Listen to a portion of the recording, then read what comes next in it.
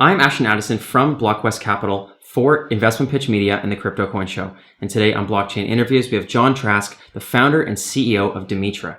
Jon, welcome to the show, and thanks for taking the time to come on today. Hey, I appreciate you having me here, Ashton. Thank you for the opportunity. You're very welcome. I'm very excited to talk about blockchain in agriculture and ag tech. One of the use cases that you don't hear about as often, but is actually super important and very transformative. And I'm excited to dive into the solutions that your team has developed and is bringing into the industry. And I would love for you to kick it off for us with just a high level on Dimitra and some of the solutions that you're providing. Yeah, we're really excited to be here, have an opportunity to talk about it. We're very excited about our mission and all that we're working on.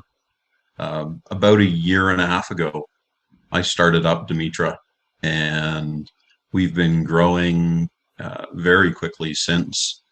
We built an application which is used in agriculture, and essentially what we're doing is we're providing our application to smallholder farmers around the world. They can register their farm, register their farming activities, establish their goals, and we use blockchain, machine learning, other forms of artificial intelligence, satellite and sensors to help them improve their output. Mm-hmm. So it is very transformative to farmers. We are serving a niche of farmers that are called smallholder farmers. So in the world, there's about 610 million farmers, and about 570 million of those are underserved. They don't have access typically to technologies, and it's not normally within their budget to buy an application like it might be here in North America or in Western Europe. So we're coming up with mechanisms, working with governments, NGOs, and not-for-profits to put this in the hands of smallholder farmers around the world. And these are the farmers who need it most. They produce 70% of the world's food, and they get up, work very long days, and are typically some of the poorest people in the world as well. Their income levels are below poverty level in a very high percentage of smallholder farmers. So it's an exciting mission to work with them. Definitely, Jon, and that's a great background you gave. And it seems like the large majority of farmers are actually small farmers, but they make up the majority of, the production. And I understand, I think a lot of investors that are in the tech space, they have a hard time grasping, somebody that's running a small farm, how, their operations and the kind of technologies that they use to help increase their efficiency and throughput at the farm. And there's a big difference between small farmers and these large agricultural centers that have top of the line technology that are in the mainstream, which are the 1%. You don't really hear about the kind of technology with the small farmers, but there are a lot of technologies that can help. Maybe you can talk about, is it just effectiveness and efficiency in the kind of solutions that you're providing, or how specifically, if say a small farmer was watching this, would they use Dimitra to start increasing the effectiveness of their farm? Yeah, so if you're in one of the countries we're working in already and you have the application, you can log in and set up a geofence around your farm. And once you've set up your geofence, we can look at your farm with a satellite. And we can take that satellite information and find out a lot of valuable information around your farm, the health of your crops, the health and quality of your soil. And then we can compound the value that we can create by a farmer actually telling us more about their soil, describing their soil, describing their goals for what crops they want to grow, describing how they prepare their fields before they plant. And you look at smallholder farmers, and typically smallholder farmers today don't have access to a lot of technology, and their output is typically half to 60% of what you might see in a more mechanized, a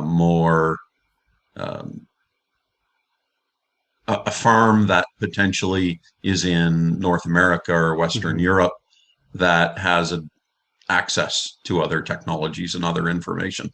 Mm-hmm. So when we take all of that information, we couple it with weather information and topographical information, and we let machine learning look and try to analyze what are the gaps.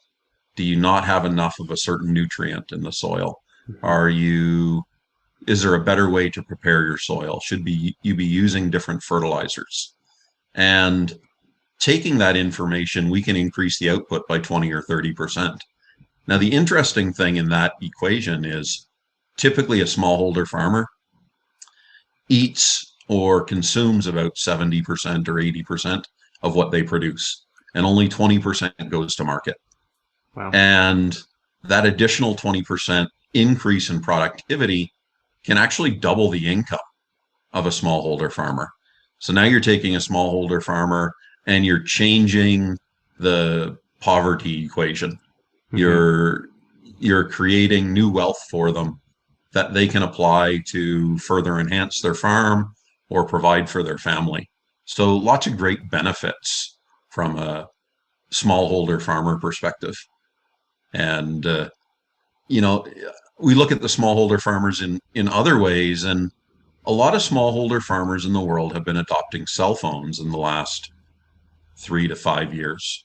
And the prevalence of cell phones with farms is high, but applications that people have to pay for is quite low. Mm-hmm.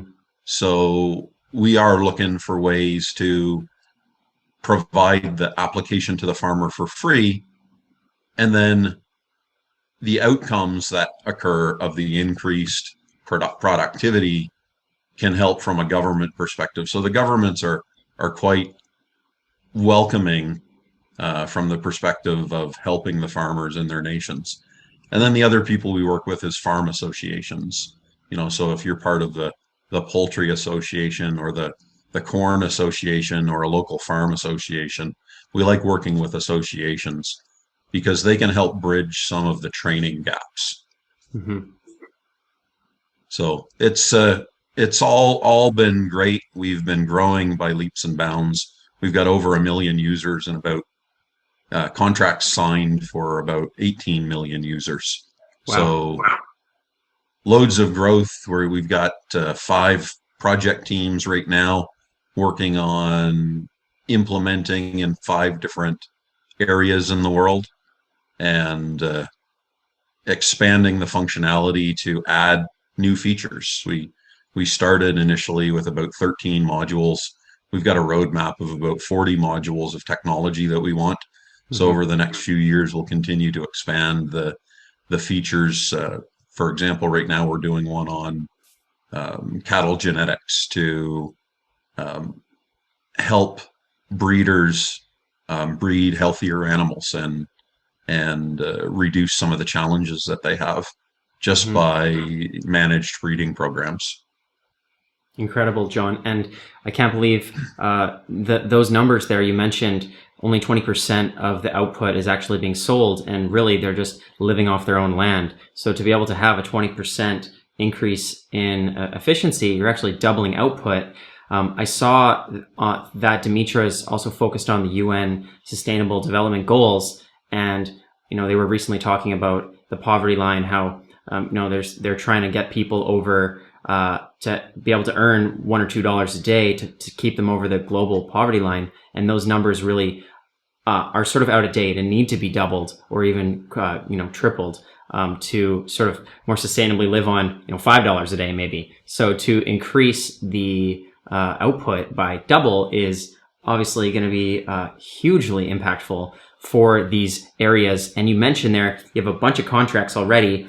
We talked a little bit about have farmers in North America versus these other emerging economies. And you said that you're also in a bunch of countries. Maybe you can talk about specifically where Dimitra's technology is growing the most and where it's having the most impact. Yeah, so we started in East Africa and have been doing a lot of work in East Africa. We've expanded now, and we're continuing to expand the countries that we work in and that we sell in. So we have team members in 60 countries now. We're actively working in Uganda, Nigeria, India, Bangladesh, Brazil, to name a few. So, loads and loads of activity. And then we have a pipeline right now of about 71 countries that we're in discussions with. And so we just are in a point in our growth where we need to continue to grow so that we can continue to push into different countries. There's a great deal of groundwork that needs to occur when we go into a country around setting up satellite analysis and setting up weather access and various data feeds that have to occur in each individual country. So it's not as simple the way the system's designed as a simple SaaS that might work for everybody in the world. We have to strategically work on entering a country and preparing that country for success. Definitely a lot of work ahead with 71 countries in the pipeline. So best of luck with that. And you did mention there, Jon, earlier about how a lot of these farmers are starting to use mobile phones to help integrate more technology into the farms. I want to throw back to just part of the blockchain and cryptocurrency aspect of Dimitra. Maybe you can talk about, the blockchain part of it and also the Dimitra token involved. How does that benefit the farmers and the users on the platform, and what are the main functionalities within the platform and how the Dimitra token is used? Yeah, absolutely. So why don't I take it back to the individual components of the system? And so initially when a farmer comes on, they need to register their identity, they need to register the location, and they need to provide us with a lot of private data that could be risky for it to be out there. So what are the relationships between their land? How much land do they own? Where is their land? Where is their house? Things like that. So we use a lot of the security aspects of blockchain initially to privatize that information, to secure that information and keep it encrypted. Mm-hmm. So then, secondarily, each one of those farmers has a farmer's points program. If they use the app and they use the app well, they earn points. And we use a sidechain rollup where we can roll up their points program into Dimitra tokens. So now they have a pot of Dimitra tokens that gets them going in the crypto world. And they can do one of two things. One, they can convert that and spend that. They can invest that if they choose. And I guess finally, we provide opportunities for them to get discounted services through the Dimitra ecosystem. So a farmer who's just starting out may need sensor services, somebody to take a soil sample and do an evaluation of their soil. So in each country, we set up a number of ecosystem partners, and we're always looking for ecosystem partners as we enter a country who can go out to a farm and provide sensor service or drone service, or set up, if they wanted, set up antennas to read sensors on their animals. So they can take their points and additional DMTR and use that to pay those service providers who actually buy the components, the sensors and such from us in DMTR. So now we're creating an ecosystem of services that serves the individual farmers. And then we layer on that. Each one of these projects typically is many, many millions of dollars and even tens of millions of dollars. So then we layer on it, who are all the investors in that?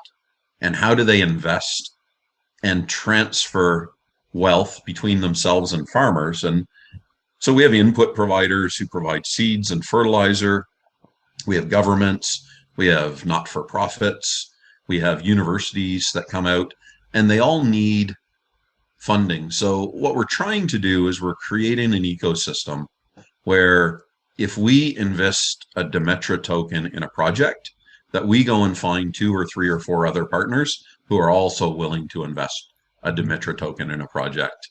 So that creates demand on the token and now creates a circular ecosystem that starts with preparing the farmer, with planting, going through harvest, and moving their product through the supply chain, either to export or to a local market, whatever their avenue of sale is. Mm-hmm. And so we're developing that as we go. And I'll give you an example. In one of our countries, where we're looking at censoring millions of cattle. So there's some health sensors that can measure their temperature, that can measure their pH, and help them reduce their health issues or identify if they're going to have a health issue earlier. Mm-hmm.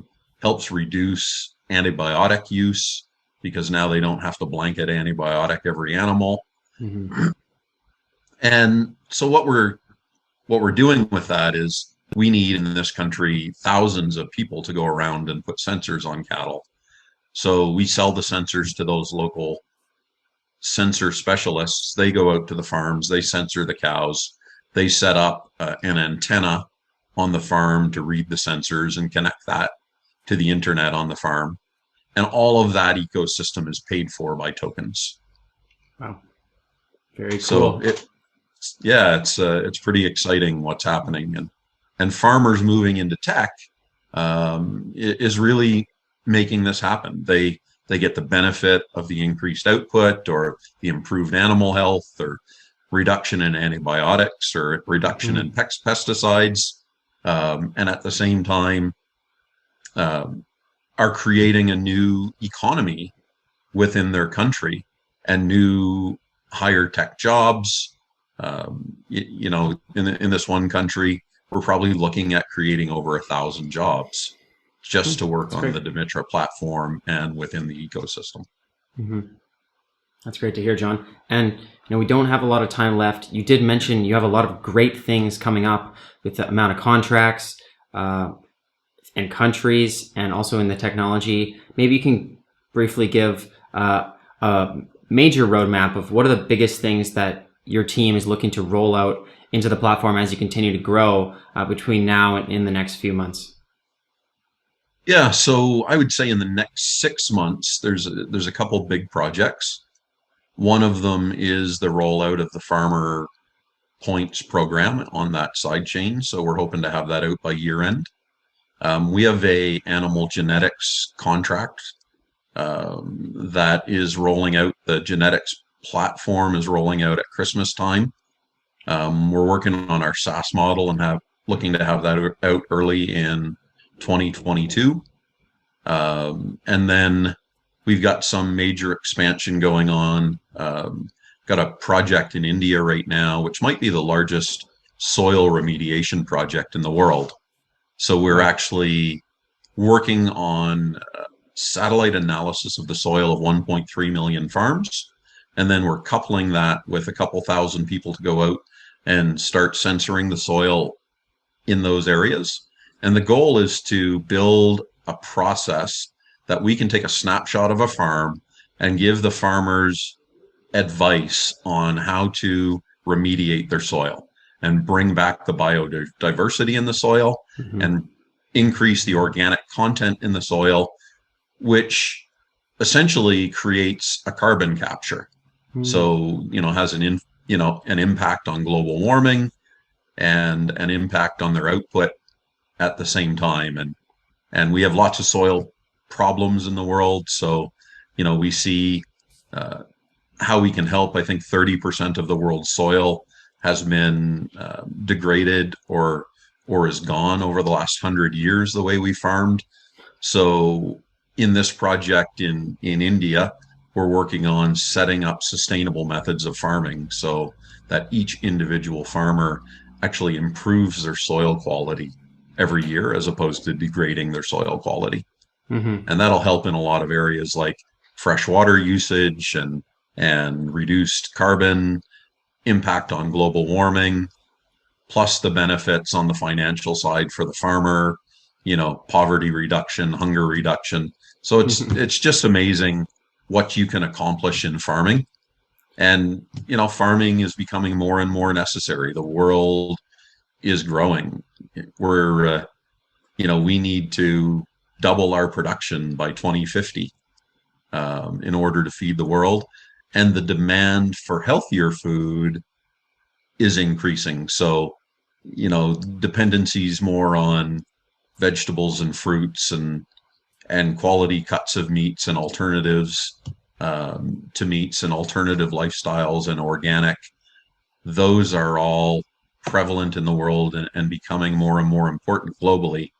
So the platform can help support that. If a farmer is looking to run organic, we can make organic based recommendations for them so that they're sustainable and that they're leaving the land better than they found it.